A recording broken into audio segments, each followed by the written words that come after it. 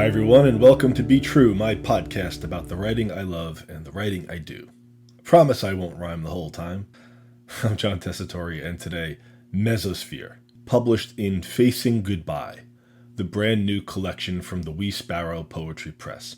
You can find Facing Goodbye and the whole Wee Sparrow catalog at theweesparrowpoetrypress.com. Wee Sparrow is a publisher of poetry anthologies. It is run by an international volunteer staff of which I'm a member, and it has given me my all-time favorite semi-professional title. My masthead title for the Wee Sparrow Poetry Press is Co-Editor Across the Pond. Yeah, it is.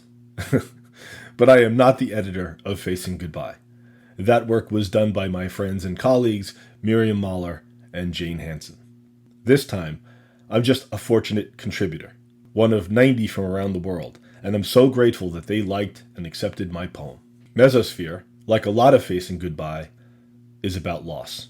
In this case, it's about the fearful feeling after loss, the feeling of being untethered, quite suddenly, cut loose from something you relied on, something that kept you grounded, gave you purpose, or helped you make sense of your life. And now it seems I've lost the old lines all at once. Yes, I have underestimated the passage of time. Like a cliché kite breaking from its string, or a mylar balloon soon to snag the branches of a tree, or the Reverend Burke's wrecking ball coming off its chain. I never imagined this scene for myself, at least not clearly. To live without their needs, to be the boy unbound. I never expected the rush of flying free, which is not necessarily a comfort, by the way, to soar an open sky alone on improvised wings, and maybe find the Carmen line of endless inertia, the edge where Icarus lost his mind in the seductive isolation of the sun and forgot everything he was leaving behind.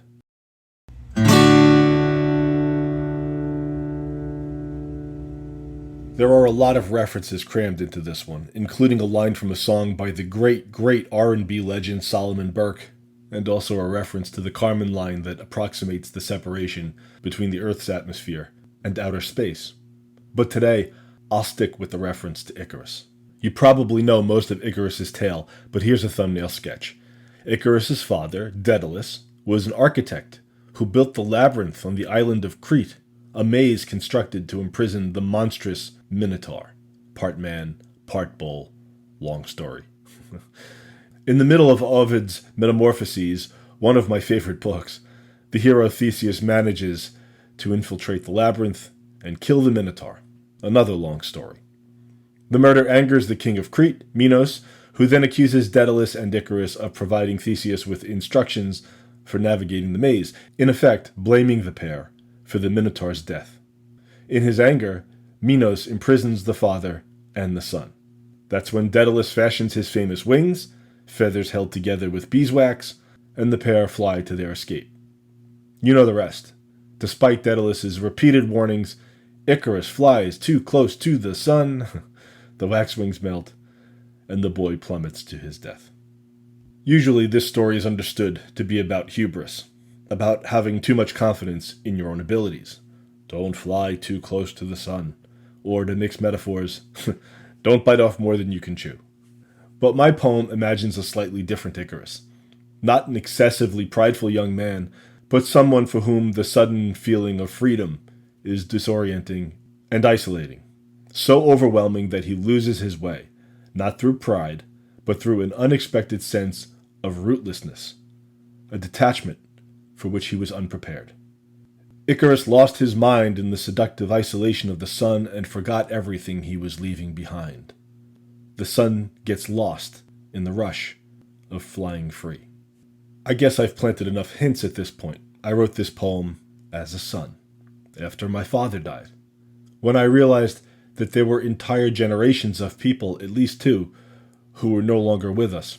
People I grew up with and loved and emulated and tried to impress and please. All gone. My dad most of all. My dad was an anchor in my life. Without him, I had to find a new way to relate to just about everything. I was the boy unbound, flying free in a way I never wanted, and I had to find the ground again. In a situation like that, goodbye isn't just goodbye, it's what now?